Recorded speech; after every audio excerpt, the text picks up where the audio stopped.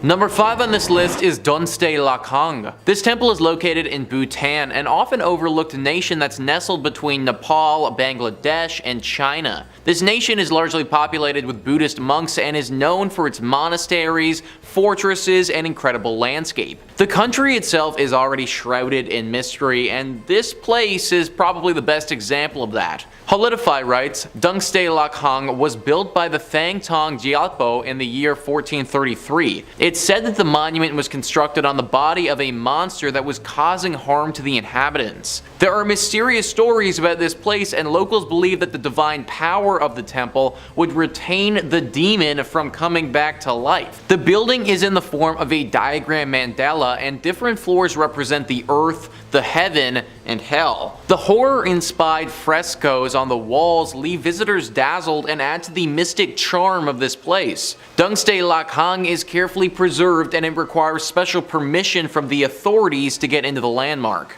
Any place that's guarded heavily like this and not allowing the public, plus it has deep ties to the devil and hell, obviously needs to make the list. Also, the entire legend surrounding it, where it was built on the body of a monster, already adds to the mystery surrounding this spot. Stories have come out of this place, with some of the very few people who have been inside of it being met with spiritual visitors. Potentially, this strange temple is actually a portal of sorts to connect us of the living world to those of the dead. It's impossible to say, but it also doesn't help that the authorities won't let us in to explore it. If you do manage to find a way inside, then you'll need to bring a flashlight though. There's no lights in this place at all, and it's said to be completely dark on the inside, which just adds to the mystery again. Number 4 on this list is the Plain of the Jars. Located in Laos, this site is definitely a weird one. A bunch of stone jars, 2,000 of them to be exact, all scattered throughout the fields of this hilly terrain. These jars are very sizable and made of pure rock. In fact, the word jars is pretty generous because it's basically just a bunch of rocks with holes on the top of them. What they're used for, who put them here, and how they got here though are all a big mystery. Maybe the most interesting thing about these jars is the story with World War II. In World War II, the site in question was heavily bombed. One would imagine that some stones with holes in them would be obliterated from a heavy barrage of bombs, but they weren't. In fact, it didn't look like they took any damage at all. Some people believe this is because these jars have a deep spiritual connection to them. This lends itself to the origin of these jars, where people think that they were used for some interesting sacrificial rituals. Granted, some other people believe that they were used to make wine. A bunch of jars to sacrifice people, or a bunch of jars to get drunk off of. I guess you guys be the judge. Number 3 on this list is the Roku Islands. These islands are a chain of islands that are located off of Japan. The islands, although they're very beautiful and have some amazing scenery, aren't really mysterious in their own right. It's what's located in the water beneath them though that has a lot of mystery and lore surrounding it. Under the water of the Ryukyu Islands are what many believe to be an Atlantis-like city.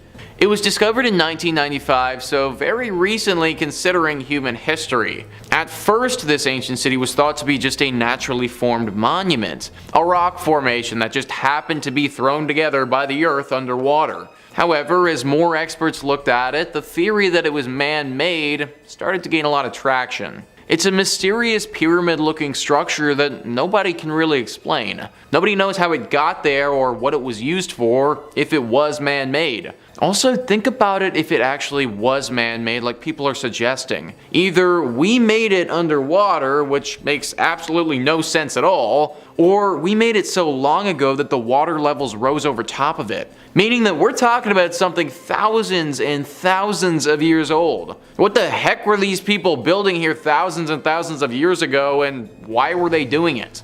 Number 2 on this list is the Mustang Caves. These are absolutely wild caves and really don't make a lot of sense. Tripoto says, being one of the world's greatest archaeological mysteries, the Mustang Caves lie in one of the most remote and isolated regions in the Himalayas. The landscape is unlike anything else found in Nepal, with strangely sculptured rock formations comprised of nearly 10,000 den openings perched more than 150 feet above the ground. It's unknown who dug them, since whoever did would have had to scale a near vertical rock to do so, a task almost impossible to accomplish by even experienced climbers.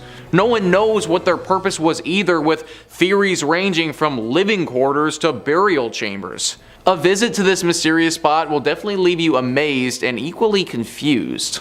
These caves literally make zero sense, guys. It is straight up a cave inside of a mountain. Like, how on earth do you get to that place on the mountain of the cliff face to begin with? And then once you're there, how do you dig a massive hole to get these caves? Explorers have found mummified bodies in these caves before that can be dated back to 3,000 years ago. That is a long time ago when people wouldn't have presumably had the technology capable of constructing things like this. There's also been a lot of sculptures, paintings, and other things found in these caves. However, none of what has been found indicates which group is responsible for making these things in the first place. They also don't know why they're there either. It's possible that these were just burial sites, but it also seems like overkill to build these cliff caves for just something like that. Others have speculated that these spots are used to practice advanced tantric yoga, or back in the day, perform some sort of ancient rituals. It's likely that we won't ever know the full purpose. And number 1 on this list is Fengdu.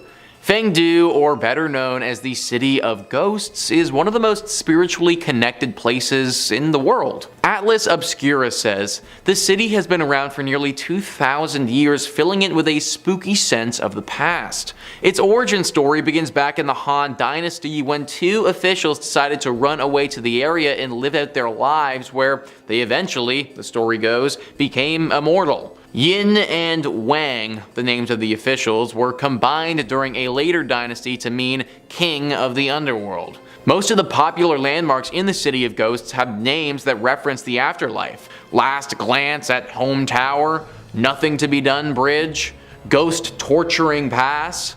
Covering the sites are statues and other artistic depictions of ghosts and devils, terrifying works that represent what happens to those who haven't lived good lives after theirs is taken from them. Less popular, but no less fascinating, is the theme park haunted house made to represent the terrors within the afterlife, complete with neon paint and vendors hawking scream masks alongside an alleyway. The giant face seen in the hill is called the Ghost King, and it holds the Guinness World Records title as the biggest sculpture carved on a rock. At 138 meters tall and about 217 meters wide, the Ghost King can be seen from all around the city. It's believed that every single person who dies must pass through this city before reaching the full afterlife. In this city are 3 tests for these souls. Wikipedia says that first they must pass the Bridge of Helplessness. This stone bridge was built during the Ming Dynasty and is a test for good and evil. It has 3 arches and only the middle one is used for testing people. There are different protocols for crossing the bridge depending on sex, age, marital status. At the bridge, demons allow or forbid passage. The good are allowed to pass, while the evil will be pushed to the water below. This is now done as a tourist attraction, and performers characterized as demons momentarily stop tourists on the bridge but finally allow them access. Then the dead must proceed to Ghost Torturing Pass, where they present themselves for judgment before Yanlao Wang. This is the second test. In this area there are large sculptures of demons. The third test is done at the entrance of Tianzi Palace, where the dead must stand on a certain stone on 1 foot for 3 minutes. According to legend, a virtuous person will be able to do it, while an evil person will fail and be condemned to hell. Clearly a super mysterious spot that you probably weren't supposed to see until you die. Number 5. The Castle of Good Hope. Coming up first on our list of haunted hotspots is going to be the Castle of Good Hope in Cape Town, South Africa. It was first built in the 17th century by the Dutch East India Company, so you just know there's bad vibes there to begin with. It's the oldest colonial building in South Africa, and if you believe the local legends, it's allegedly one of the most paranormal spots in the country. The first reported paranormal sighting from the castle came from 1915, when a tall, pale, mysterious man dressed in black, he sounds familiar, whose attire didn't match the era at all, country or anything, appeared seemingly out of nowhere, walking alongside one of the castle's ramparts before vanishing as soon as he appeared. Now that's pretty weird, definitely, not quite enough to label a place haunted, but it was a one-off incident, right? Well, in 1947, this same strange man kept appearing, making regular visits for weeks on end. He'd be jumping off the castle's walls, seemingly plummeting to his doom, only to reappear again to do it all again. I gotta be honest, he sounds kinda sick, all things considered. Sounds like he just wants to bungee jump and vibe out as a ghost. Another popular story from the castle is that of former governor, one Peter Giesbert van Noot. Whew, you try saying that 5 times fast. He passed in the castle on the 23rd of April, 1728, the same day he had sentenced 7 army deserters to the death sentence. The legend has it that one of these soldiers hexed him and demanded he face him and watch the execution. Van Noot was apparently a bit squeamish and refused the invitation, and later that day was found dead at his desk, slumped over. And some believe his ghost still wanders the castle's halls. And there were more ghosts I couldn't even fit into this one video because there's so many hauntings from this place. I recommend you read up about it afterwards. And if you want way more videos about haunted spots, ghosts, goblins, aliens, cryptids, conspiracies, true stories, fake stories, we got all of that and then some.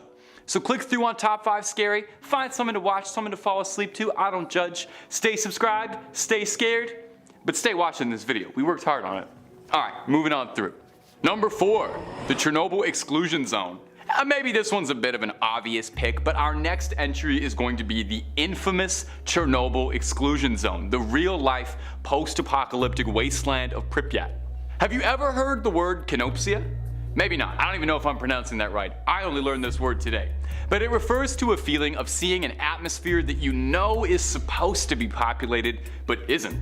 And I feel like that word definitely applies to Chernobyl, or like liminal is a very good feeling too. It is kind of a liminal space, because you see all of these buildings and you can imagine a life happening there, but it's frozen in time. The Chernobyl blast would be enough to cover a whole video and then some. I heard there was a very good HBO series about it. And trying to cover it in under 2 minutes would be foolhardy, so here's the super quick Coles Note versions, is that a late night safety test simulating a station blackout power failure ended up starting a huge blast, which eventually threw radioactive material that blew all over Pripyat and the surrounding areas, causing everyone to have to pick up everything and evacuate, never to return. 50,000 people used to live here, and now it's a ghost town. And yeah, I'm not gonna lie, I only know that line from COD 4. All gillied up, best level in the series. That one's just for my gamers out there. Now you can actually visit Chernobyl, although they don't really recommend you do. You know, it's not a fun hotspot for tourism or anything. People who delve into the zone for recreation, or to find things, are called stalkers, named after the Tarkovsky movie of the same name, revolving around visits to a strange zone, and not the video game Stalker, where bandits raid the apocalyptic zone, although you would be forgiven for thinking that. Visiting the zone is no easy task. For one, it's recommended that you absolutely go with a guide or someone who knows the area very well, and then come all the requirements. You mustn't touch anything whatsoever. No vegetation. There are wild dogs that live in Chernobyl, and they're very cute, but you can't touch them at all because there could be traces of radiation in their fur. You have to wear an outfit that covers as much as possible. Big boots, you know, don't show up in your sunners and flip-flops. They recommend wearing a mask too to avoid inhaling any dust or, you know, any of the radioactive particles that could still be floating around in the air. Real life radiation, not half as fun as the comic books. You are very unlikely to come out of here with any web-slinging superpowers. More likely just gonna have a bad cough and, you know, your family's gonna get real sad. You're asked not to enter any buildings because some are so degraded that they could collapse literally at any minute with the wrong pressure applied somewhere, and then you're just another tragedy. Now, I've never been, but from pictures, Chernobyl genuinely seems unreal, like it's not part of the world, you know? It seems like it's something out of a movie or a video game, but it's this harrowing, soul-crushing reflection of our reality, a stark warning on the dangers of nuclear power, and a grim reminder that your life as you know it can be upended forever in but a moment. Number 3. Mausoleum of the First Qin Emperor, Qin Shi Huang. The tomb of former Emperor of China, Qin Shi Huang, is notable for many reasons. Maybe it was because in 1974, when farmers from the Shaanxi province were digging a well, they discovered hundreds upon hundreds of terracotta soldiers, complete with horses, chariots, officers, infantry, a court, I think even some bears, oh my. They discovered one of the world's greatest archaeological wonders, 2,000 terracotta soldiers in Qin Shi Huang's tomb. The tomb was built like this basically to serve as history's most impressive flex. Qin Shi Huang wanted to make it good and clear that even in death, he held more might and more power than anyone could ever imagine. You know that saying, you can't take it with you? Well, he wanted to take it with him. He wanted his own army to serve him in the afterlife. The wild part about this is we don't even know how far it goes, since it still hasn't fully been uncovered even all these years later. Those thousands of terracotta soldiers might just be the first wave of guys. While he reigned, Qin Shi Huang wanted to make very sure that his tomb was a good approximation of his legacy, so thousands of laborers worked tirelessly for decades to create an emperor's tomb. They think that 700,000 laborers worked on this for 40 years. That's already unbelievable, but Qin Shi Huang only even lived to be 49, so good thing they got that done in time, eh? Qin Shi Huang himself is buried beneath an enormous pyramid mound that stands a good distance away from the rest of the tomb. Now here's where the haunted part starts to come in. According to historians, this central tomb contains treasures and wondrous objects he attained during his life, including a flowing river of pure mercury, which doesn't really sound like the greatest idea, but back then they thought that made you immortal. Soil testing the nearby areas does have elevated levels of mercury, so that might actually be true. No one is too eager to check though, since it sounds like Qin Shi Huang kitted this place out to keep any would-be Nathan Drakes or Lara Crofts from raiding this uncharted tomb. It's said that it's got ancient ballistas and all sorts of traps like mechanisms that'll fire arrows at potential grave robbers, and hey, that mercury vapor probably isn't doing you any favors, so don't try to breathe that in. In any case, the Chinese government has been in no rush to explore what's down there. It's best to let the sleeping dead lie, especially when the sleeping dead has thousands of personal bodyguards, and it's probably haunted, let's be real. Number 2. Snake Island. Our next entry, Isla de Quimada Grande, is formally dubbed as Snake Island, which really should tell you right off the bat that whatever I'm about to describe is not a friendly place. Traditionally, places are only named things like Snake Island if they're like, you know, filled to bursting with snakes, or if they're home to like a snake-themed supervillain or something. I'm pretty sure the guys who fought G.I. Joe lived on Snake Island. Anyway, Snake Island is called that because by conservative estimates, there's roughly a snake for every square meter of the island, meaning there's anywhere from 4,000 golden lancehead vipers or more living there. There's more snakes than there are people, and that's because most Brazilian locals know way better than to go to an island where one of the most venomous snakes on the planet live. Yeah, I left that part out. Well, I'm talking about it now. It's not just like garter snakes slithering about here.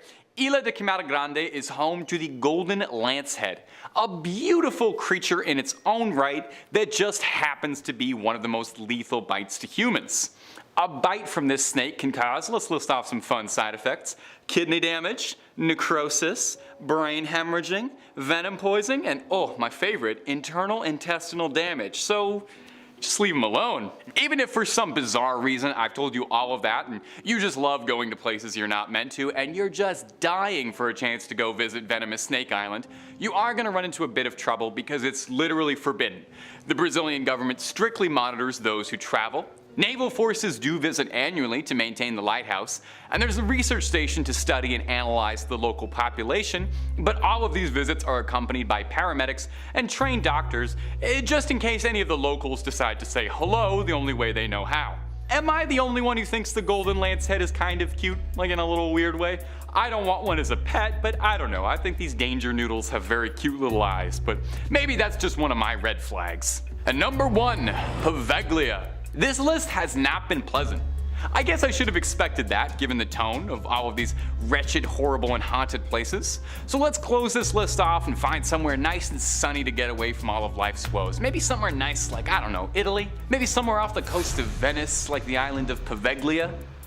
Now, Poveglia is an infamous island in Italian history. It once served as a quarantine zone and final resting place for victims of the Black Plague. You know that one. As the plague ravaged Europe and paranoia set in across the lands, it was said that anyone who showed so much as a symptom, you know, if you had a runny nose, they shipped you off to Poveglia to live out the rest of your days. Oftentimes, they would send people who weren't even really sick, you know, you just complain about a headache trying to get a day off work and you're on a longboat to the last island you're ever going to go to. It's said that over 50% of the island's soil is made of burned human ash. Let that set in for a second. The ground itself is haunted. In the early 19th century, the island converted from a quarantine zone to a mental asylum because I guess it thought that that wasn't scary enough. The asylum did not do much to improve Poveglia's reputation. Instead of being home to the sick, now it was home to droves of mentally unwell patients being made into victims via doctors' sick experiments. Cruel doctors at the asylum would impose their patients into lobotomies with no concern for sanitation or their safety, with chisels, drills, and rarely if ever using anesthetic. An old ghost story has it that the main doctor at the asylum was haunted by the spirits of his former patients and the crimes he'd committed, and it drove him to such madness that he cast himself off the bell tower of the island, where they say his screams can still be heard. Now, if I told you all of that and you still want to visit, first of all, why? And second of all, you're going to need to be pretty crafty, as it's totally completely forbidden.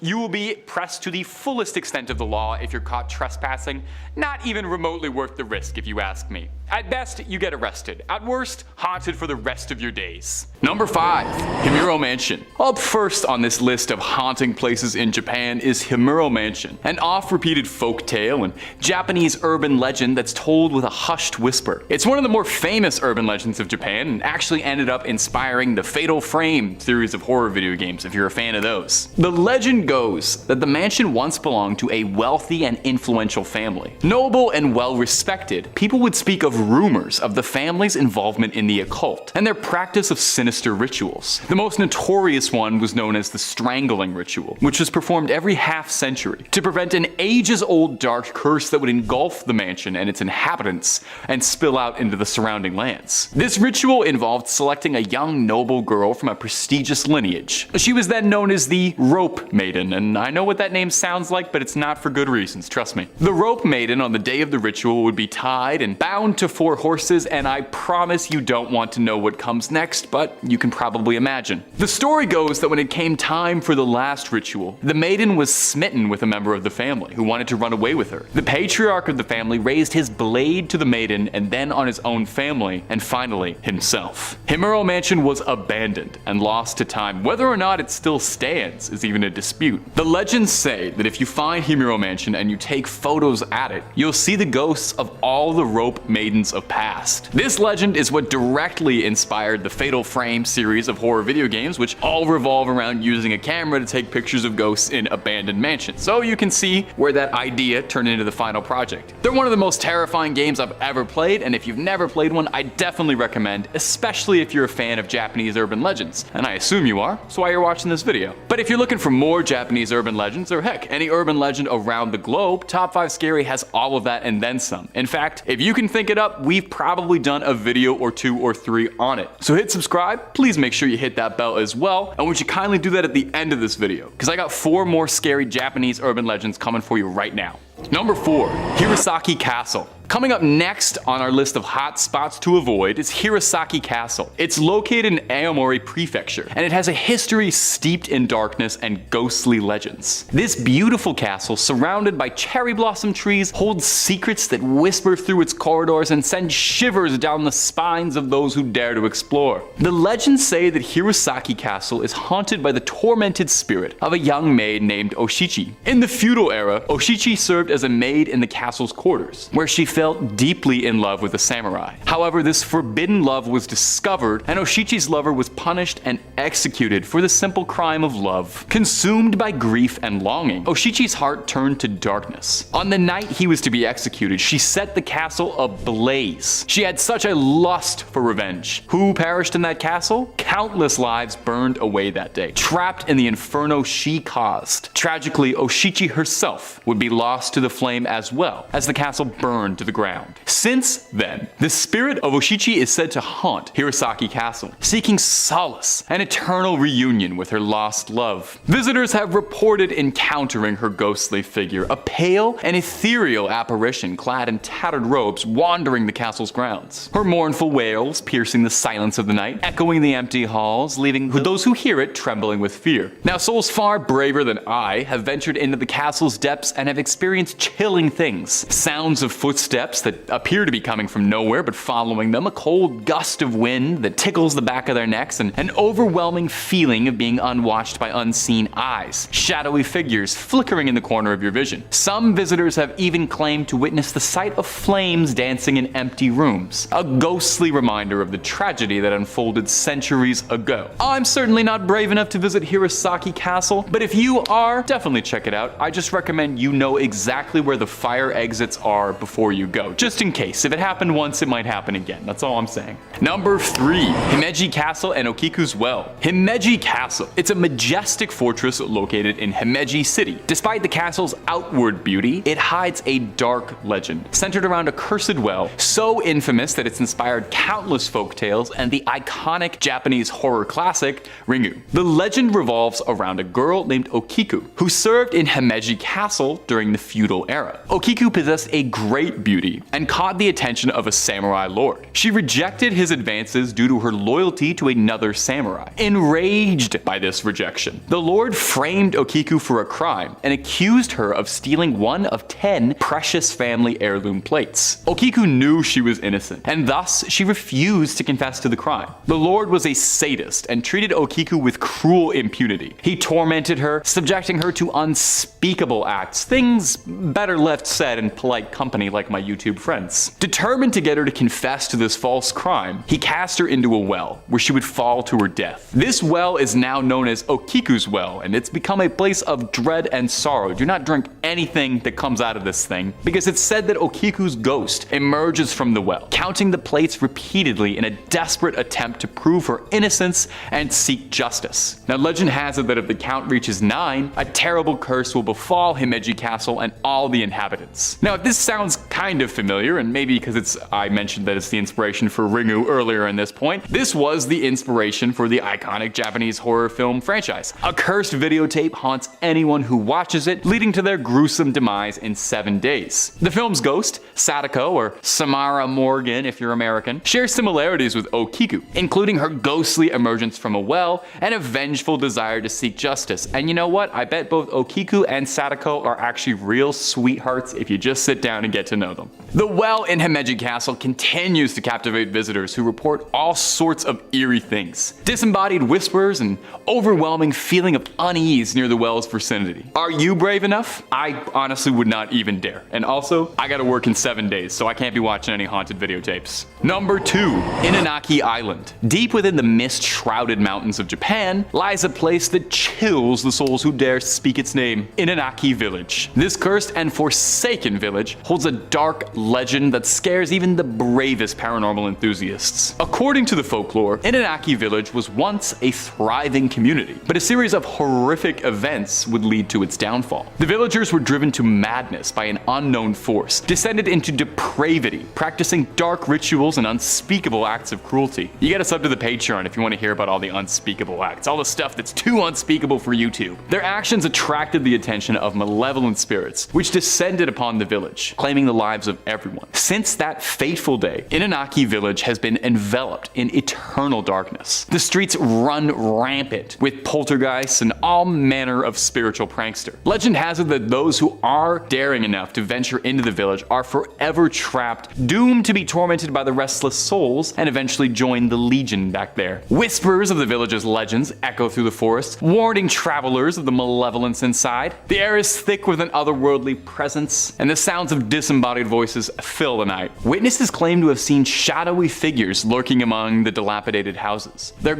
eyes filled with anger. It's said to be a place where time stands still, macabre secrets locked away from the world. Now, those who have entered its boundaries report all these things like sudden drops in temperature, a feeling of being watched, scratches appearing on their bodies. The anguished cries of the torment souls who met their gruesome fate reverberate through the darkness. Inaki Village stands as a reminder of the depths of human darkness and the consequences that follow, and it serves as a warning for those who hear its name. I personally probably wouldn't go, but I recommend you might, and hey, if nobody's living there except ghosts, I'm willing to bet you can probably get an amazing deal on a 1-bedroom there. Might be worth looking into investing. Number 1, Hashima Island. And finally, we've come to our conclusion with Japan's Hashima Island, which is commonly known as Gunkanjima Battleship Island, is a small, abandoned island located approximately 15 kilometers off the coast of Nagasaki. The island's most distinctive feature that you'll recognize is that it looks like a battleship, hence the nickname Battleship Island. It's not just because they love the Milton Bradley Company over there. Hashima Island was once a thriving coal mining community during Japan's industrialization period. In the early 20th century, Mitsubishi developed the island to extract coal from the island's rich undersea mines. As the demand for coal increased, the population on the island grew as well. To accommodate this growing workforce, high-rise apartment buildings were constructed, making this island one of the most densely populated places in the world at the time. Imagine how bad the rent was here. Now, eventually the island got just too saturated in the 50s. With the decline of coal mining in the 70s, the island's viability decreased and Mitsubishi shut down the mines. The inhabitants left, with nothing left on the island but dust and echoes. Hashima Island still perseveres on. Decaying buildings, rotting concrete, dilapidated roads, decrepit remains of what used to be a bustling community. Do I have another synonym for rotting? Not sure, but if you've got a thesaurus handy, leave one in the comments. The remnants of daily life have been left untouched, leaving behind a very ghostly atmosphere that evokes feelings of stuff like Chernobyl. Now, access to most of the island is very prohibited. The place is deteriorating fast, and local government worries that, any unsupervised intrusion will cause future damage. So there are some incredibly limited guided tours for those looking to wander amidst the memories. And Hashima Island definitely has an appeal to it. It's captured the interest of photographers, filmmakers, all sort of drawn to that post-apocalyptic look.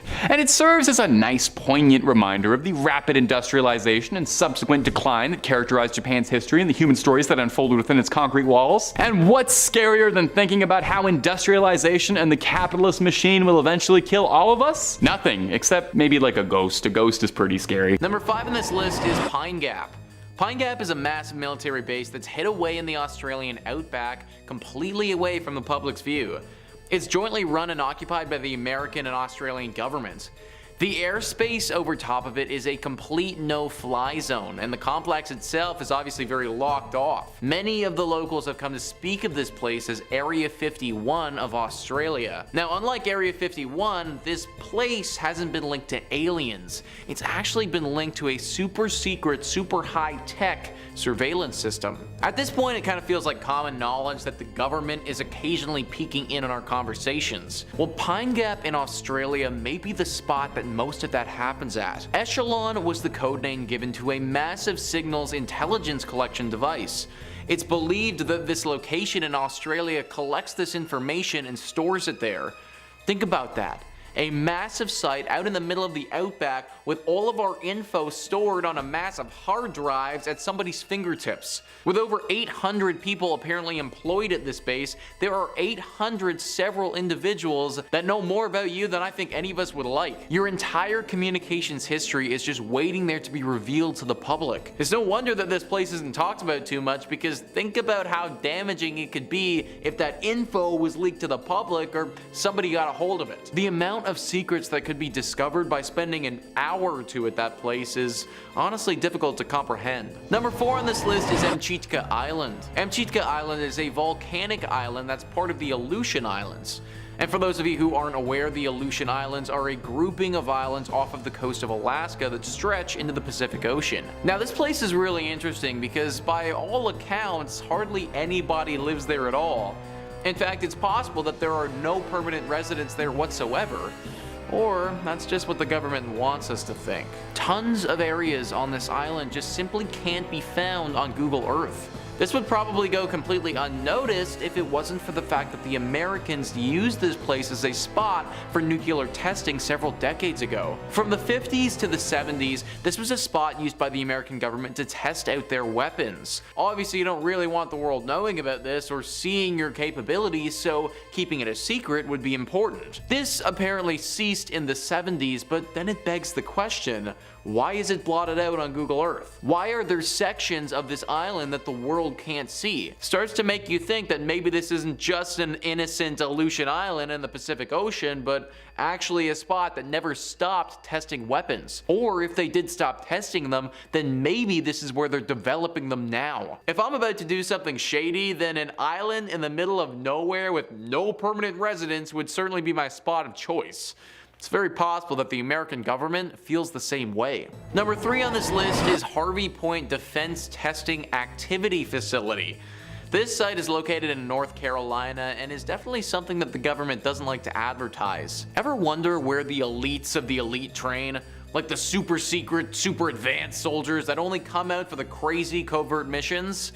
Well, this is that place. Wikipedia writes, specialty military air operations are located at this facility as the installation has 2 usable landing fields and plans for a 3rd. The FAA Charlotte Sectional Aeronautical Chart identifies this area as special use airspace R5301, which is continuously restricted from general aviation traffic from the surface of an altitude of 14,000 feet above mean sea level. Areas of Albermay Sound adjacent to the facility are also under restricted airspace R5302, which is under the operational authority of Giant Killer, or whichever ATC has controlling authority over the airspace at that time. Harvey Point is also used for CIA paramilitary and counterterrorism courses that involve high explosives and ballistics. The explosives are used to simulate terrorist bombs and can be heard for miles in the surrounding communities. It was also used by DevGru to train for the raid that killed Osama bin Laden in a scale mock-up of his secret compound. Pretty much all of the super elite military governmental stuff is going down at this spot. The team that took out Osama bin Laden trained here. Like, it really doesn't get more secret and advanced than that. Also, there have been a ton of rumors about the types of weapons that are being developed here too.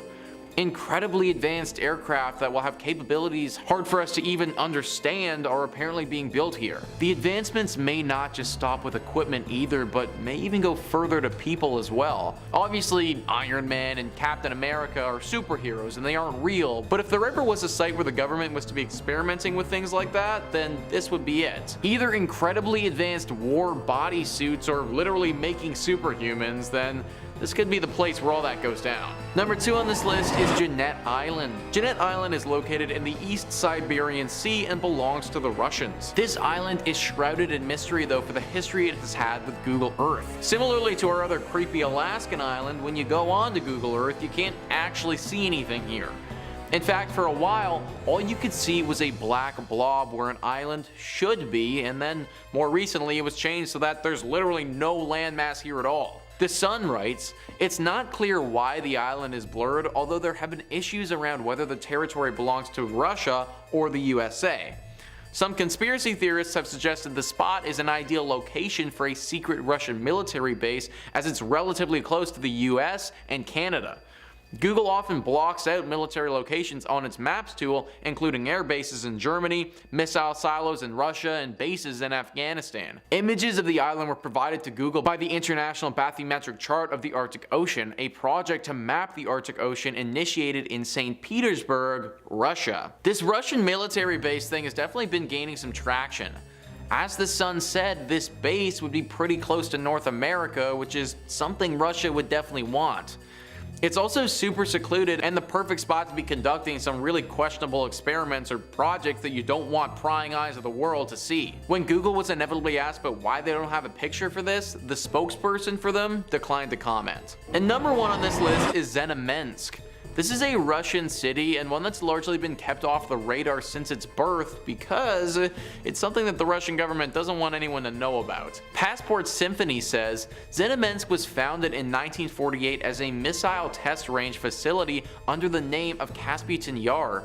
Multiple launches of test rockets and satellites were carried out at this site throughout the years. Eventually, Kasputin Yar became a cosmodrome in 1966, and like the other cities on this list, it wasn't shown on the map until the 1990s. There are many things that make Zenam the most mysterious city in Russia, and one of them is a UFO crashing that happened in the 1950s.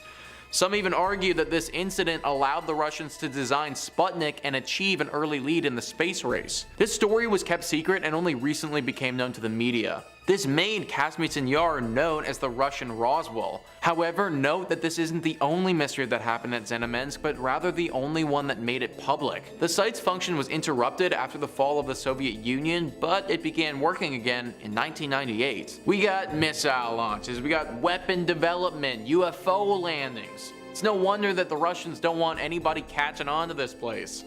The fact that it was literally around for almost 50 years before it even appeared on a map is super questionable as well. What the heck was going on at this place for 50 years that was so secretive that they couldn't have anyone even knowing about its existence? One has to think that this place is similar to Area 51 in America. I personally wouldn't be surprised if Russia's still using this as a spot to do some really scary and probably pretty questionable experiments without anybody knowing. Those could involve aliens, genetic mutations, maybe even advanced weaponry development. It's hard to say truly what's going on at this place, and it's likely that Russia kinda wants to keep it that way. Kicking off at number 5, the LAANG Caves. And this place in particular is absolutely mind-blowing, given the fact that if it was indeed made by human civilization, then we've got to really take a look at how capable our ancient ancestors actually were at building things. Picture this, in 1992 in the small Chinese village of LAANG, the locals had lived for centuries beside a small series of ponds that littered the landscape. Local legend believed that these ponds were bottomless, infinite wells of water, but one local in particular named Wu and I set out to put that legend to the test. After pooling his money together with another villager, he purchased a pump and completely drained one of the ponds, and that's when Wu and I discovered that it wasn't a pond at all, but instead the flooded entrance to an ancient series of man-made caves. But when I say caves, I don't just mean a few interesting holes in the earth, I mean hand-carved caves, each the size of roughly 1,000 square meters, reaching up to heights of up to 100 feet. Inside, the ceilings, the walls, the pillars that maintain their structural integrity were all finished in the exact same manner, hand-carved with a series of parallel bands and intricate markings. Now, no one has any clue how the hell these caves were created or who created them, but researchers have found that they date back to at least 220 BCE, a period that predates the ancient Qin dynasty, although no trace of their construction or even their existence has ever been located in the historic record. In fact, up until their discovery in 1992, the LAANG Caves were forgotten to the sands of time. It makes you think, what else is lurking down there, right?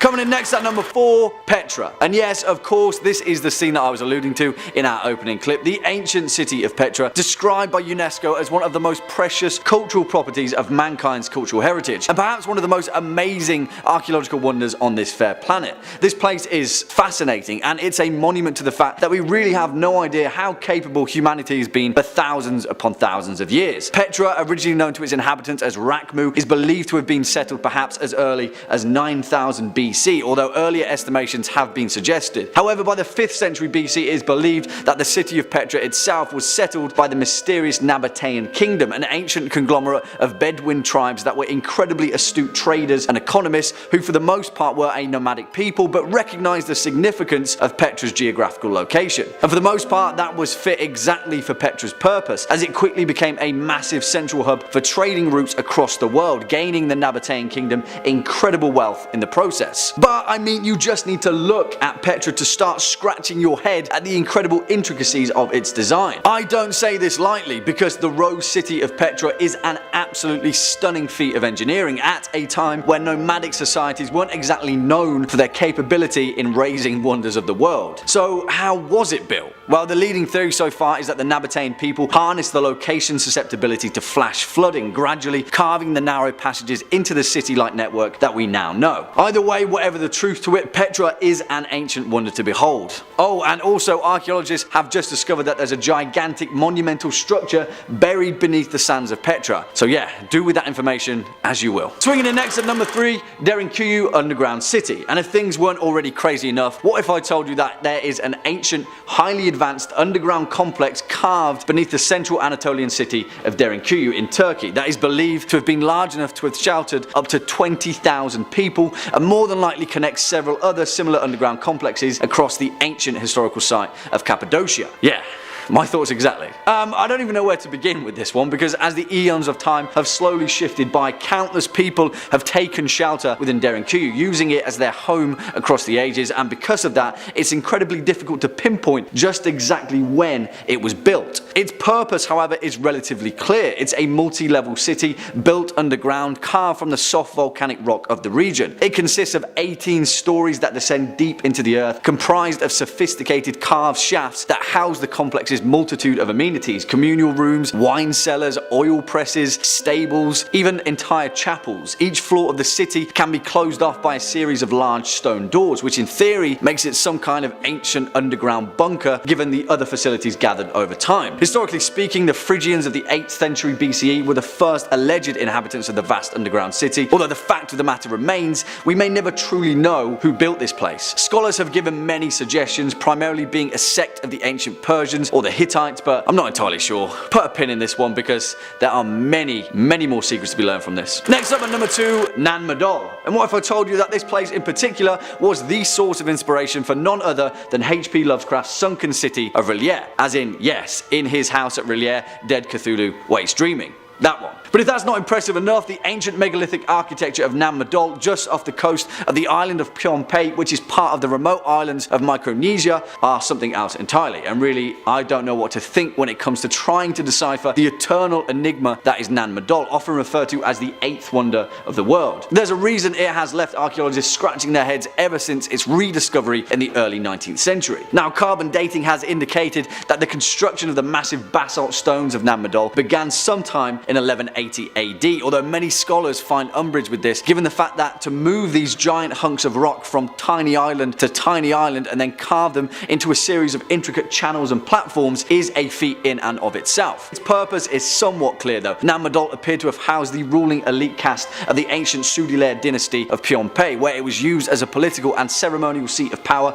essentially housing a vast network of small floating platforms and islands that formed into a rich, majestic capital city carved from black stone. Yeah, I don't want to make any assumptions, but there are many more answers to be revealed by Nan Madal, and it's no wonder that Lovecraft himself found an ancient kind of inspiration from it. And finally, coming in at our number 1 spot, the Sahama Lines. And whilst you more than definitely have probably already heard of the Nazca Lines of Peru, I'm going to go one further and highlight the equally perplexing mystery that is the Sahama Lines of Western Bolivia, because boy oh boy are these things a head scratcher. The Sahama Lines are a network of thousands, possibly tens of thousands of perfectly straight paths that were etched into the ground by the indigenous peoples of the Americas for more than 3,000 years that were situated near the volcano of Sahama. Unlike the Nazca Lines though, this particular network covers an area of over 22,500 square kilometers, which is approximately 15 times larger than their counterparts in Peru. And what are they?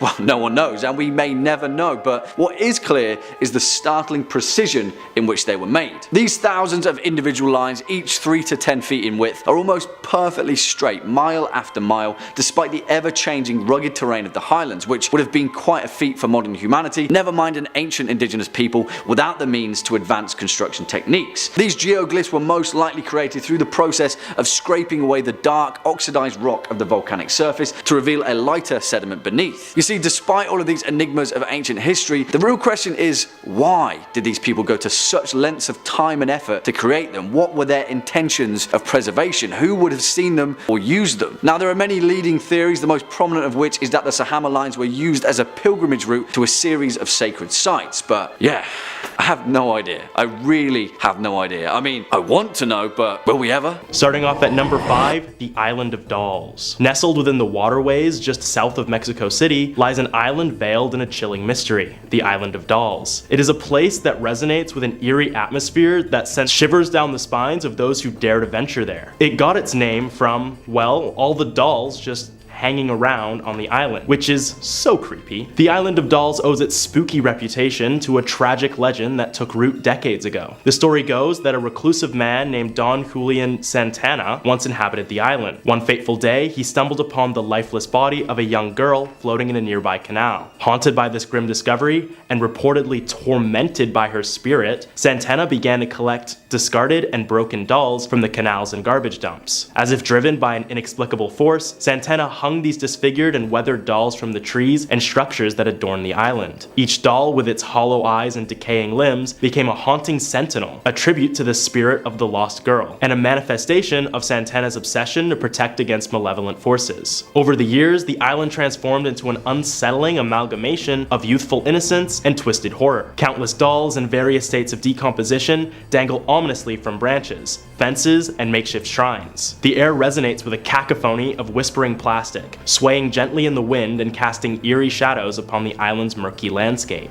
Anyone lucky enough to find the Island of Dolls are met with a startling attack on the senses. Dolls with vacant stares seem to follow your every move, while the creaking of their plastic limbs evokes an unsettling symphony. The rustling leaves and distant echoes only amplify the feeling of being watched by unseen eyes, and a pervasive sense of unease settles in like a thick fog. I don't know if you guys have ever seen Chucky, but I personally am never going to that island. Like, ever. In a world captivated by the digital and the predictable, the Island of Dolls stands as a testament to the enigmatic and the unknown. Google Maps may lay bare the streets and landmarks of our world, but this haunting isle remains shrouded in the shadows of its own haunting past. Next, at number 4, Draculas Castle. Perched high upon a rugged hill in the heart of Transylvania, Bran Castle stands as a timeless sentinel of history, mystery, and folklore. Its jagged stone walls loom like the teeth of a beast, casting a grand silhouette of a starved monster. Better known as Draculas Castle, this imposing fortress has captured the imagination of generations, spawning theories as to what its origins are, who resides there, and its purpose.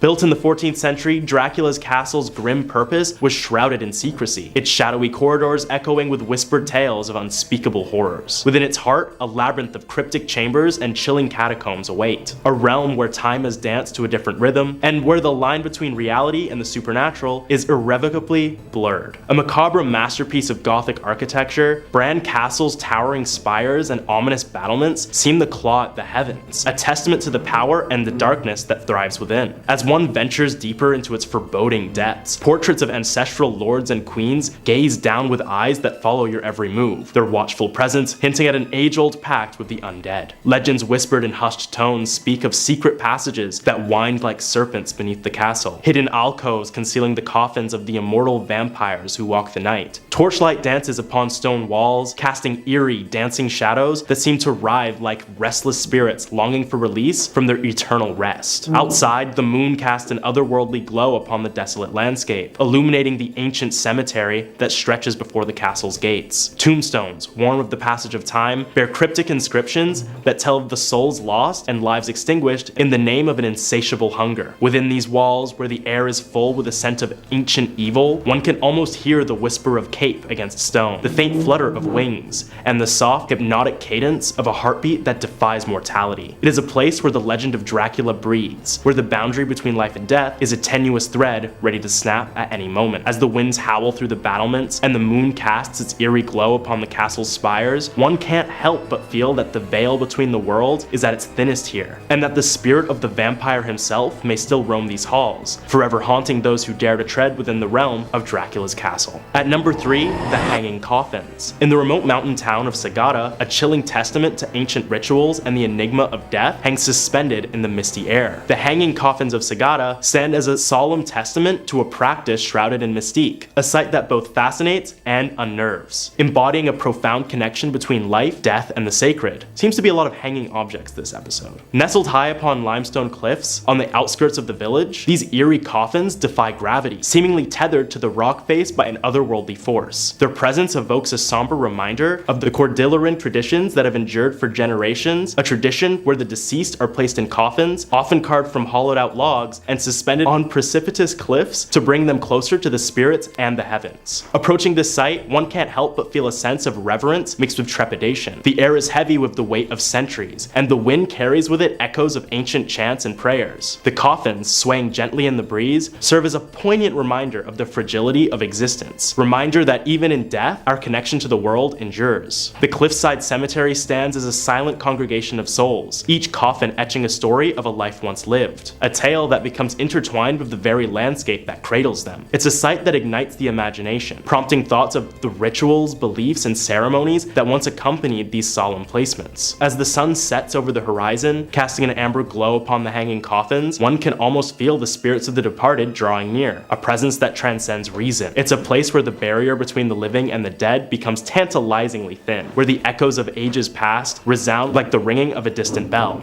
Speaking of bells, why don't you guys nice, subscribe, and press the notification bell if you're enjoying the video.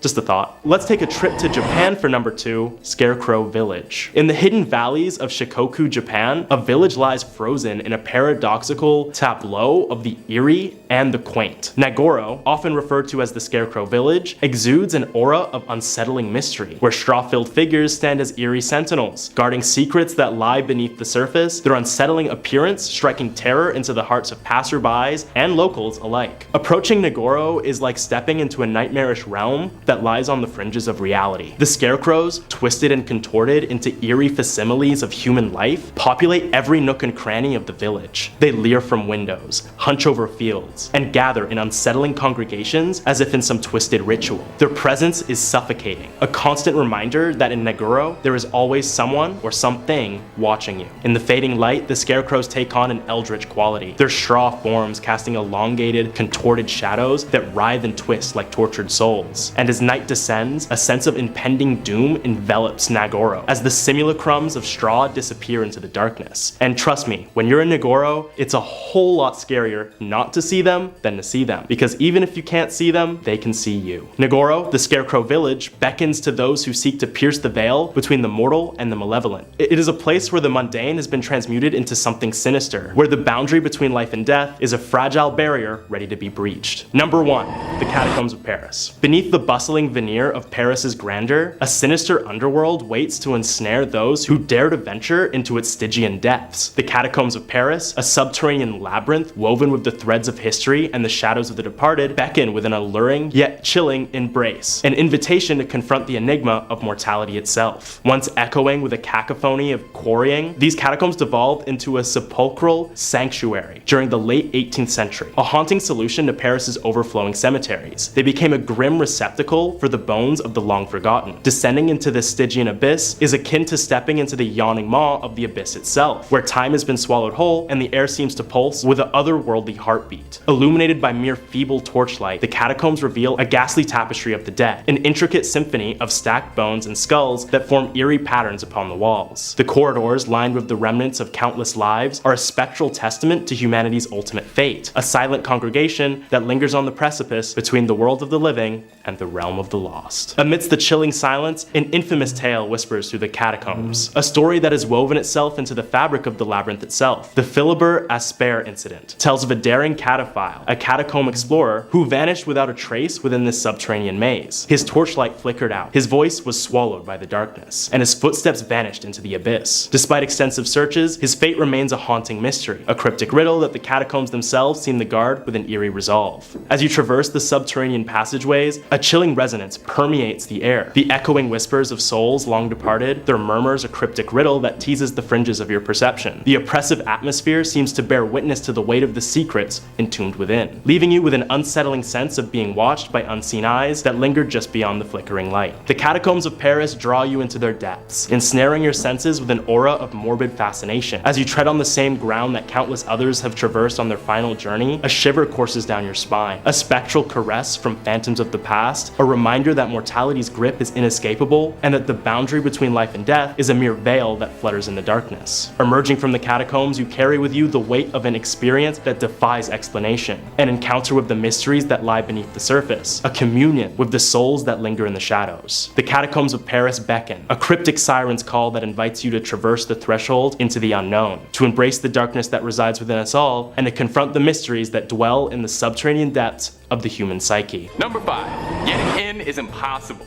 Area 51 didn't get a reputation as one of the most secretive places in America because it was easy to get into. And there's a reason our best idea for getting a peek inside was to just swarm the place en masse and hope that there'd be too many of us to stop. The thing is, they saw that coming. Mostly because we broadcasted it and made Facebook groups about it and it was a big meme, but as well, the entire surrounding area around Area 51 is completely surveyed. Armed soldiers patrol the perimeter at all times, and they watch the airspace up above, so no dropping in Fortnite style either. Up until 2018, you couldn't even get a good look at it from satellite imagery since it was censored on Google Earth. Now some conspiracists say there's cameras hidden in the surrounding countryside in the rocks, and I honestly believe that. They keep an eye on everything that goes on the main road. You want to know how seriously they take security at Area 51? Those employed at Area 51 fly in from McCarran International, as there's no commuter traffic allowed. I'm guessing all the parking spaces are taken up by UFO parking. Employees fly in from a secret airline called Janette Airlines, an acronym which funnily enough stands for just another non-existent terminal. Janette may be America's most secretive airline. Anyone working it needs top level clearance. That's everybody working it. Even the flight attendants need to be cleared for top level clearance. Just in case they overhear a man in black suits talking about the Type 25 plasma pistol they recovered off the crash site of the Kig-Yar Scout they found just outside of Roswell, they know not to report that to anybody. Now, no word on whether or not Janette Airlines contributes to air miles, but I have to imagine their frequent flyer reward program is pretty impressive. Number 4, employees are paid in cash. In 2010, some of the secrets about Area 51 were declassified, and former employees were able to talk about their time at the secretive military base. One of these former employees, a 72-year-old named James Nose, gave an interview about his time at Area 51 to the Seattle Times. James claimed not to have seen any UFOs or aliens, but hey, maybe that just wasn't declassified material he could talk about. The interview contains some interesting anecdotes about some US government covert ops, but what I find most interesting about the interview is his claim that several of the employees were paid in cash. He would be paid in cash, and as a result, there was no paperwork connecting him to Area 51, which is probably why my landlord also insists on being paid in cash. Other employees claimed that when they were paid by check, the checks would be from unrelated non-government companies such as Pan American. So although we don't know for sure what is being done at Area 51, we know that it is so secretive that they don't even want a record of who has worked for them. Number 3, they're expanding. The most secret building in the world is getting bigger, slowly but surely each year, and no one on the outside knows why. And they're doing it the way they do everything, which is to say clandestinely and not telling nobody nothing. They've been expanding the area surrounding the base, buying up swaths of land to assimilate inside of it. From what can be observed, new hangars and new runways are being built, but you know, again, it's impossible to ascertain what for because everything revolving around this building is top level clearance, so we only have wild mass guessing to go on. Obviously they're building more hangars because they're collecting more UFOs. I mean, what else could it really be? I'm a guy on a YouTube channel, I'm a trusted news source. They hit a bed of a snag in 2015 when the mass of land they were swallowing up was owned by a family who'd held the land for the past century. They refused their offers to give it up, and the Air Force offered the family $5.9 million. But the family wanted to hold out for more as they felt it wasn't a good enough offer. And honestly, it's the US Air Force. We know they've got the money. Spring a little for it. It's not the first time the secretive base has grown. When it was first established in 1955, it was a little over 6 by 10 miles. But these days, the base has become so large, it's now 4,500 square miles across. Area 51 is getting big enough to be its own state. It's bigger than Rhode Island, Connecticut, and Delaware, the 3 best states. I can't tell you what they're doing or what they need all that space for, but it does keep me awake wondering. Number 2, there is a presidential declaration exempting them from turning over classified materials. In the United States, an organization can be forced to disclose classified information for a variety of reasons.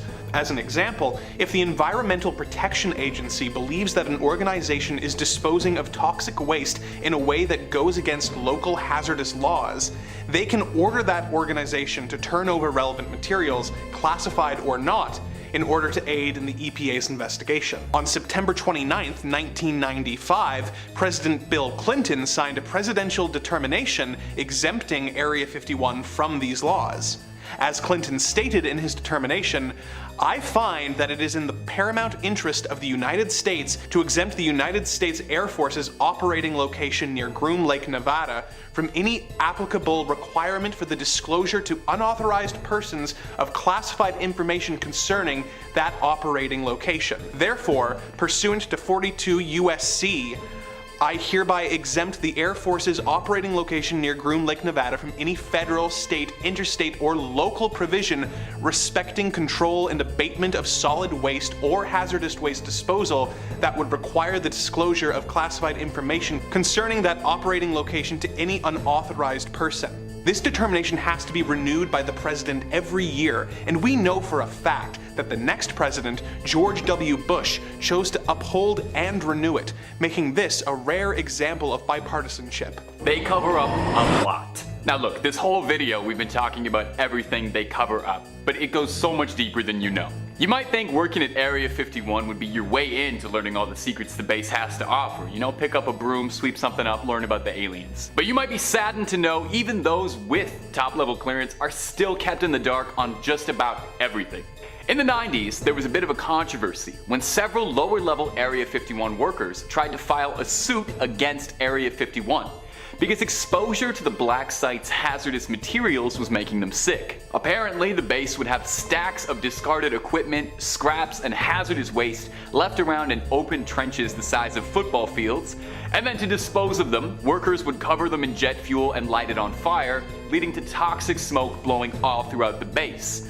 Definitely sounds very safe. This smog was affectionately nicknamed London Fog by the workers in between bouts of coughing fits. Several workers came down with skin conditions or respiratory conditions from their time working the black site. But where things get curious is that they don't even know what was being burned around them. And when the workers tried to file their lawsuit, the base refused to clarify or even acknowledge what had been burned. In fact, the government outright refused to even acknowledge the name of the base, as up until 2013, they still pretended the thing didn't exist at all and were very careful in all official documentation to avoid saying the name of it ever. Did you know it wasn't even until 2013 that the base was ever officially acknowledged by a president? It was President Obama, and he was doing so in a bit of a jokey manner too. The government only acknowledged the workers after their lawyer had provided them with satellite photos of the base acquired from a dubious source. Whatever was being burned there was pretty serious stuff. I mean, we can only speculate. Plasma recovered from a Type 52 troop carrier? Ectoplasm? Unobtainium? We may never know. And that's what makes me want to know.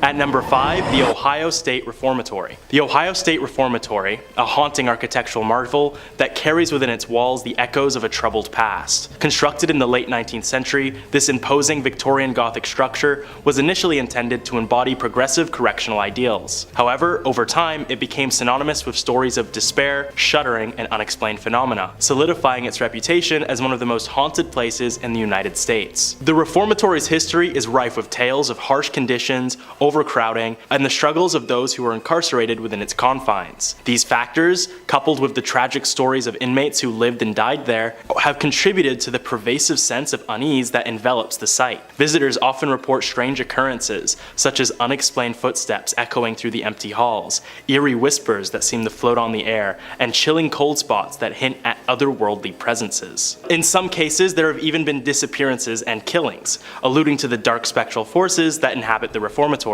One of the most famous aspects of the Ohio State Reformatory is its appearance in the movie The Shawshank Redemption. While the film highlighted the reformatory's grim atmosphere, its true history is far richer and more complex. The architecture itself tells a tale of a bygone era, with its intricate detailing and imposing structure standing as a stark contrast to the stories of suffering that unfolded within its walls. Guided tours and events at the reformatory allow visitors to explore its various sections, from the imposing cell blocks to the eerie solitary confinement area, known as the Hole, creating an immersive experience that evokes a sense of timelessness. The stark contrast between the ornate exterior and the haunting interior serves as a poignant reminder of the complex and often troubling history that defines the reformatory. While some may dismiss claims of paranormal activity as mere superstition, the stories and experiences recounted by those who have visited the Ohio State Reformatory are difficult to ignore. The combination of a somber history, decaying architecture, and the mysterious ambience that permeates the air makes for an unforgettable experience that lingers long after the visit is over.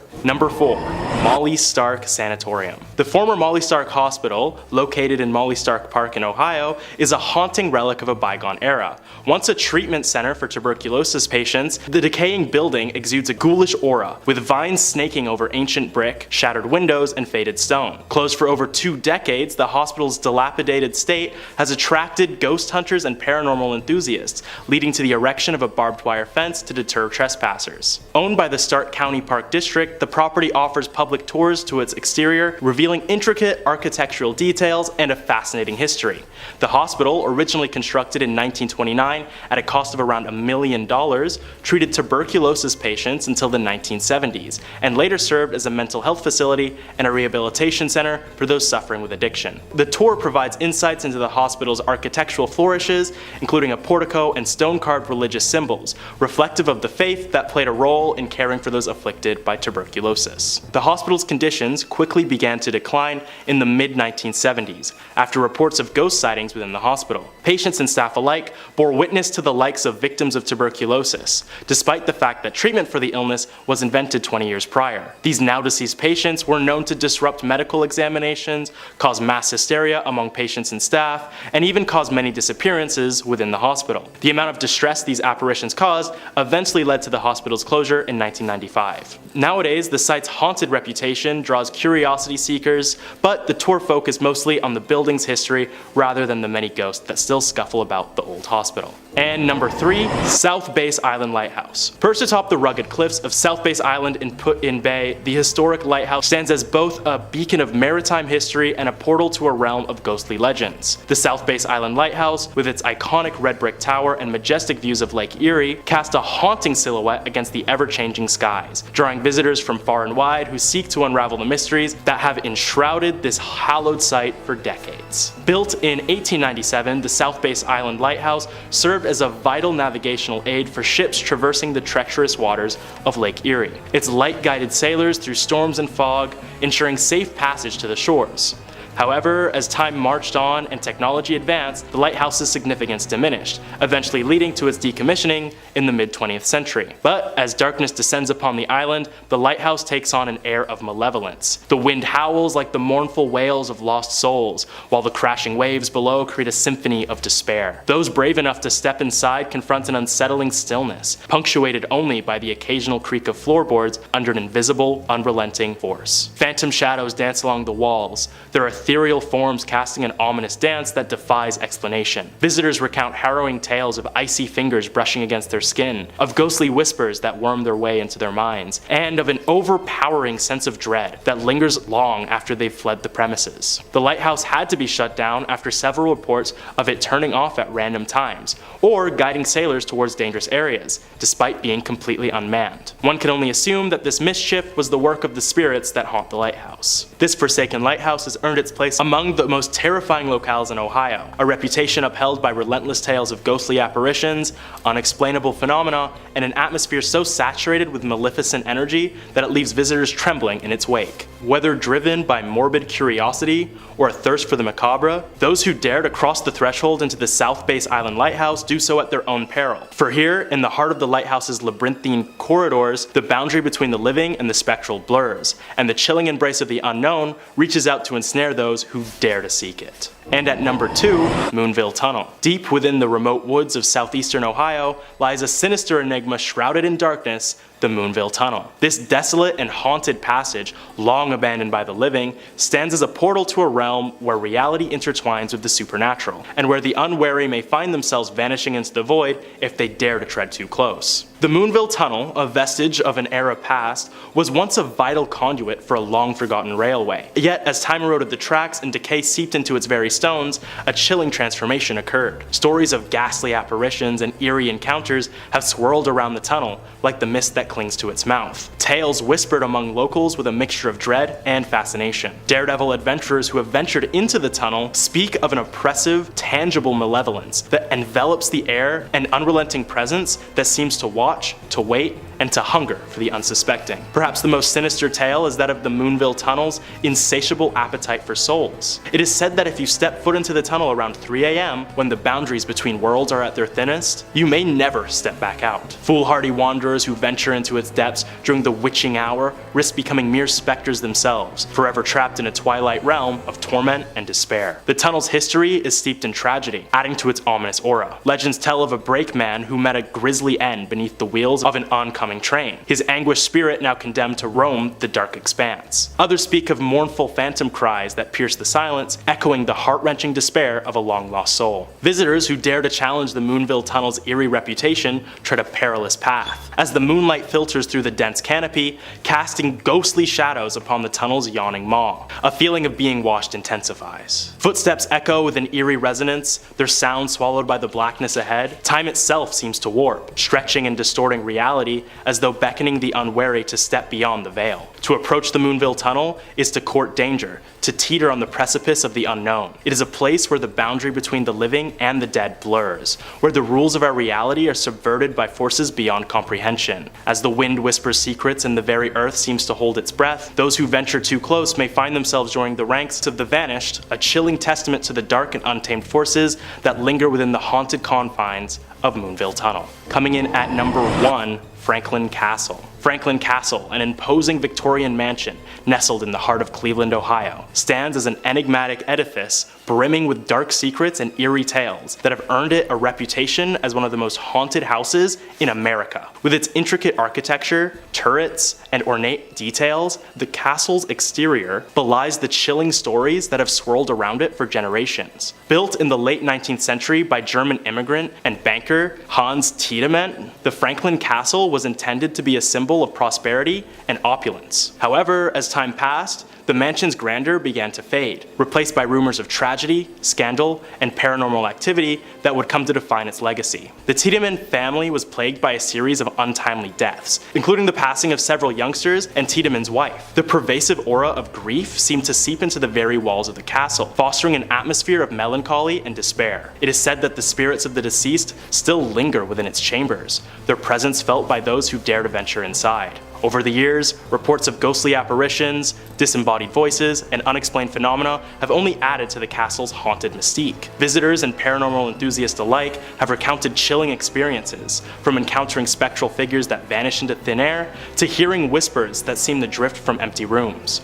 Cold spots and sudden drops in temperature are often attributed to the presence of otherworldly entities, and of course the few unlucky folks who, seemingly out of random, would receive the same curse as Tiedemann all those years ago. The castle's haunted reputation has been further fueled by the stories of secret passageways, hidden rooms, and a mysterious woman in black who is said to roam the halls. These elements, combined with the mansion's unsettling history, have led to countless investigations by ghost hunters and paranormal experts seeking to unlock its mysteries. Number 5, Fengdu Ghost City. Fengdu Ghost City. Well, right off the bat, I feel like this is probably a spooky place. You don't name cities Ghost City unless there's a good reason for it. Well, the good reason is that the city got its name during the Eastern Han Dynasty. Two imperial nobles, Yin Changshen and Wang Fengpin, came to Ming Mountain to discover a way to achieve immortality. Combining their two names, Yin and Wang, Ying Wang, translates to King of Hell, and that cemented the site as an underworld hotspot. Since then, the place was built to be a shrine to the underworld, with several temples showing paintings and sculptures of people being punished for their sins and cast into eternal damnation. It's pretty spooky, but honestly it's pretty cool. It's good craftsmanship. And there is some rich folklore to go with the place. Chinese mythology and beliefs say that the dead must pass 3 tests before they're allowed to cross into the underworld, which sounds exhausting to me. I can't even enjoy the relief of death before you're asked to solve some riddles and pass some tests. The village is kind of like a place to conduct these tests, and now you can actually go to it yourself and do it as a tourist attraction and watch performers act out all the trials. But here's the trials. The first test is passing the Bridge of Helplessness, which does sound a little bit like it's from one of the Dark Souls games. It was built during the Ming Dynasty, and good souls are allowed to pass, while evil ones will fall into the water below. Then, you proceed to Ghost Torturing Pass. Well, that's a fun place to be, where they present themselves for judgment. Finally, the last test is at the entrance to Tianzi Palace, where the ghost must stand on a certain stone on 1 foot for 3 minutes straight. I don't know why I'm standing on 1 foot when the camera is above my waist. You can't tell what I'm doing. I could be standing on as many feet as I want. A good soul will be able to do it, an evil one will fall over. Now this site now is a popular tourist destination due to its very unique structures and fascinating, if not a little bit horrifying decor.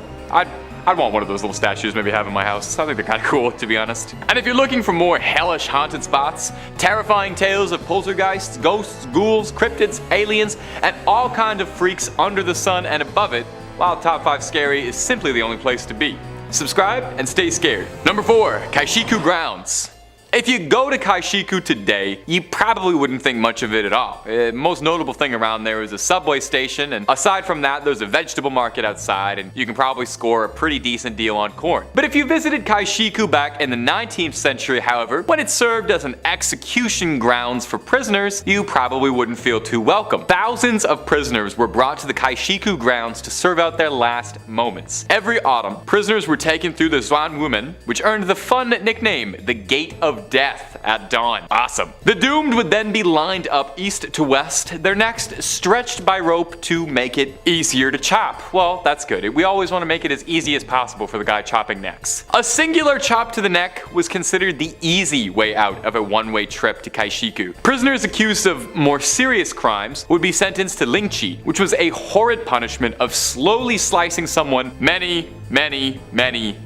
times, leading to it sensationally being dubbed the death of 1,000 cuts by outsiders. These executions were designed to be a public spectacle, something for everybody to come and enjoy, something for the whole family to do when no good movies were playing. Kaishiku was one of the busiest intersections in the outer city of Beijing, so crowds would gather to see these things. Most horrifically about this, though, is that sometimes the prisoners who were executed, their bodies were photographed and made into postcards. Given this sordid history, is it much of a surprise at all that passers-by and visitors claim that they can sometimes see ghostly apparitions making their way through the dark hours of the night, or that you can hear screams at all hours? If you ever visit Beijing and make a stop by Kaishiku, take a photo. The postcards they sell in the gift shop are a little dicey. Number 3, the Forbidden City. The Forbidden City. Well, that tracks. That sounds very forbidden. Well, back in the 14th century, when it stood as the heart of the Ming dynasty and served as an imperial palace, yeah, you'd have a pretty difficult time getting access if you were but a common serf like myself. But I think they've relaxed their stance just a little bit, because I found more than a few Google recommended articles for tourist things to do in the Forbidden City. I think they just charge like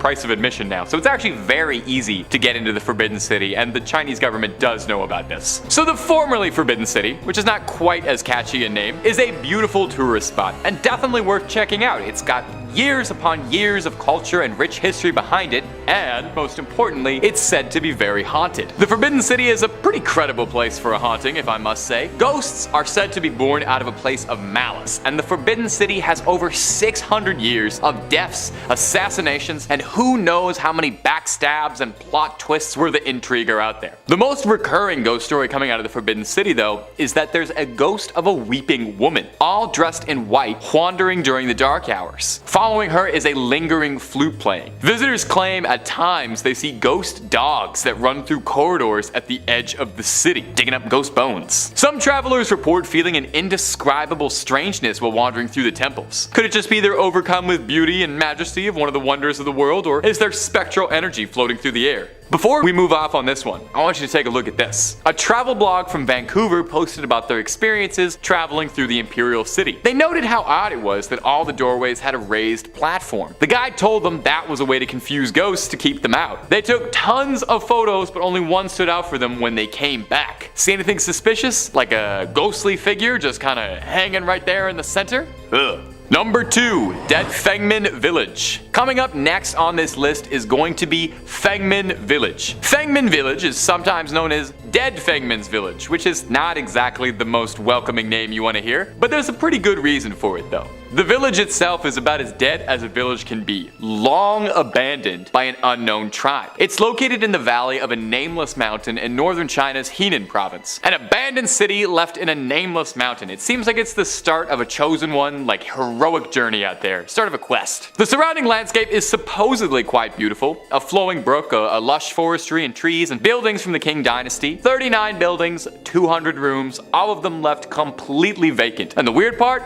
No one even knows why. There is extremely little information to be found on Fengmin Village. Who lived there, what happened to them, and so on, making it absolutely rife for urban legends of hauntings and ghosts. It's a fairly popular spot for backpackers and hikers with an interest in the supernatural who are looking to discover something in the lost village. One story tells of a hiker named Petra who would make expeditions out to Fengmin Village, camping alongside the river just outside with a few companions. On one of his treks, he got the bright idea in the middle of the night to prank his companions by jumping and scaring them, which, let me just say, I absolutely have to respect that. You're camping out in an abandoned ghost village, you have to seize the opportunity to prank your friends just a little bit. Well, before he got a chance, he got served up his own scare, because he swears a discordant, sad-sounding voice kept calling his name out over and over, in a voice he said he couldn't recognize or had never heard before.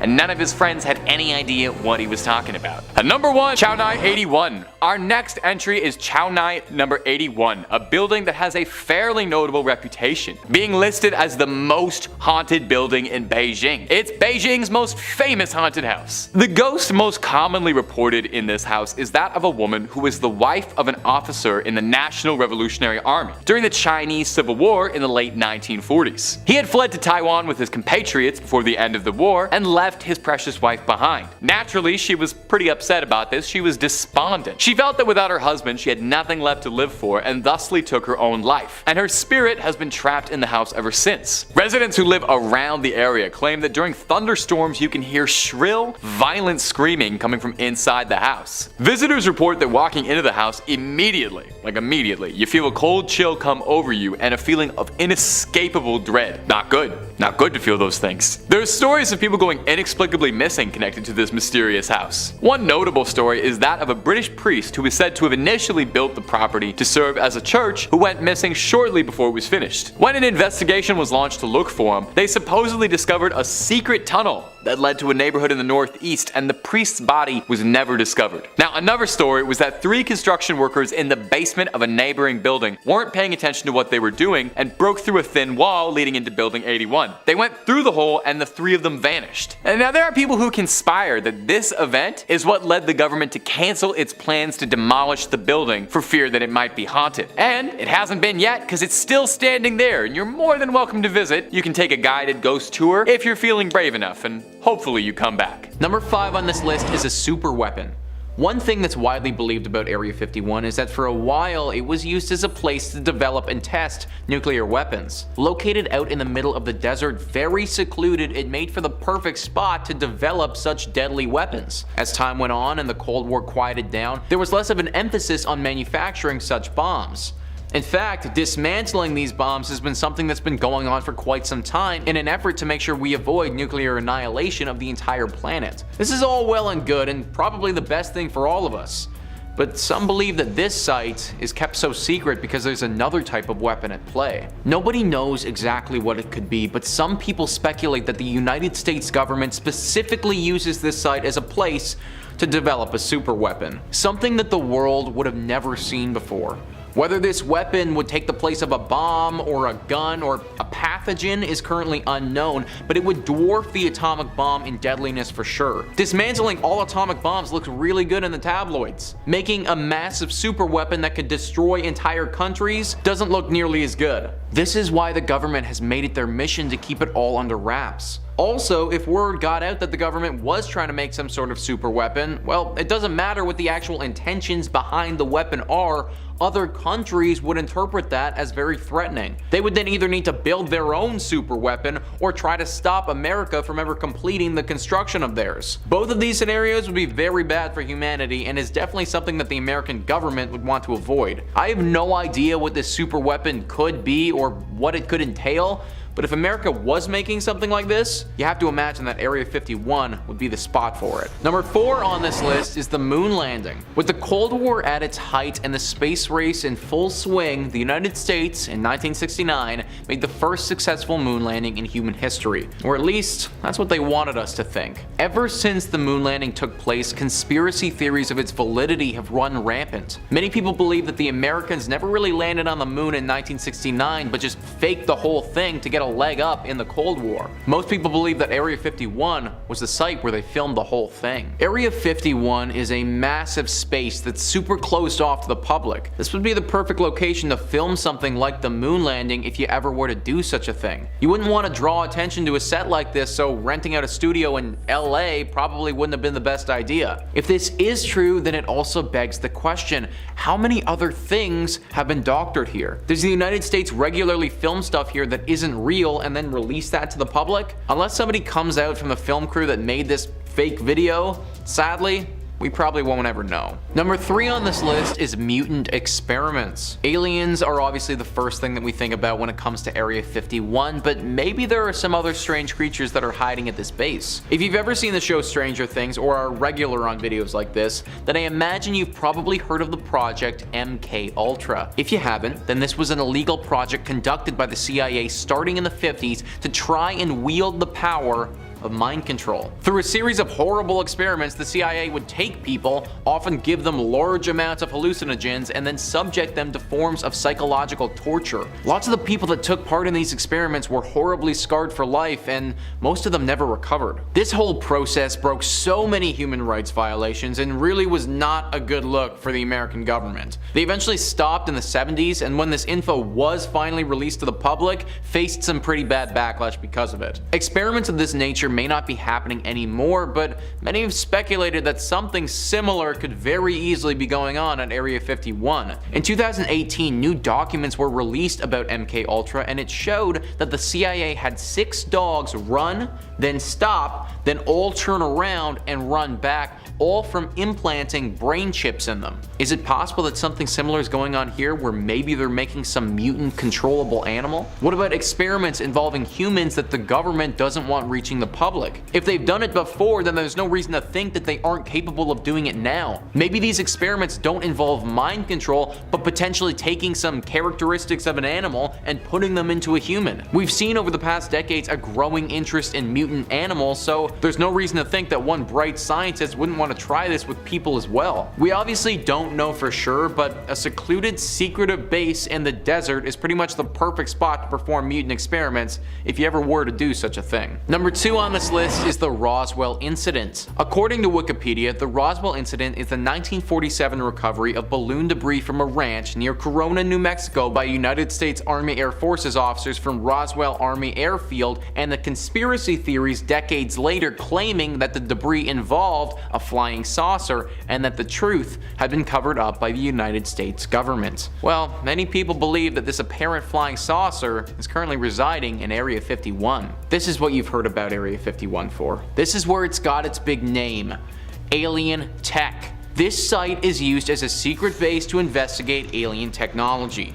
This alien tech is getting regularly tested and experimented with by the government at this site. Some believe that America got these UFOs, brought them to this site, and now are trying to reconstruct them and use that technology to build their own advanced spacecraft. Whether the spaceships that they're in possession of have advanced weaponry on them, that's unknown, but one has to imagine that they would contribute to warfare in some capacity. One also has to imagine that if America got access to flying saucers in 1947, that they've probably succeeded by now in their attempts at remanufacturing said flying saucers. Who knows what sort of crazy otherworldly tech is being stored in Area 51 that is super top secret? How much does the government actually know about extraterrestrial life that they aren't telling you? I can't say for sure, but I'd hedge my bets that the answers are in that base. Number 1 on this list is aliens. We just talked about how they probably have alien tech chilling in Area 51. Well, how about the actual extraterrestrials who made that tech? Many people believe that Area 51 is not only a spot for testing alien equipment,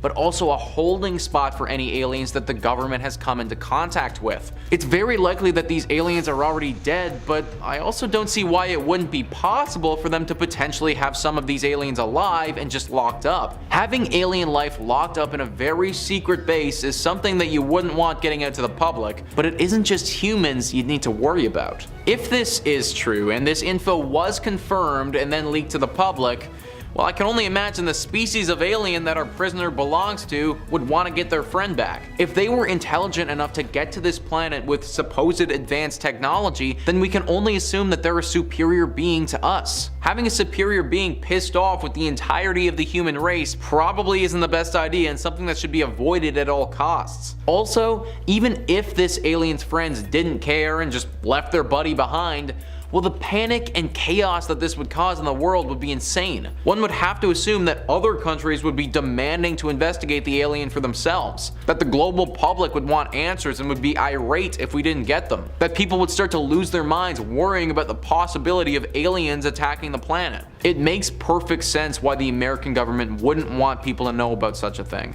And honestly, when I think about it more, maybe ignorance truly is bliss when it comes to Area 51.